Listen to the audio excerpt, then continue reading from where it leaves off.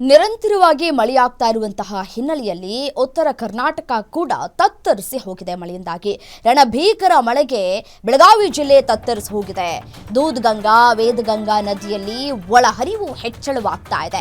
ನಿಪಾಣಿಯಲ್ಲಿ 3 ಕೆಳ ಹಂತದ ಸೇತುವೆ ಏನಿದೆ ಅದು ಕಂಪ್ಲೀಟ್ ಆಗಿ ಜಲಾವೃತವಾಗಿದೆ.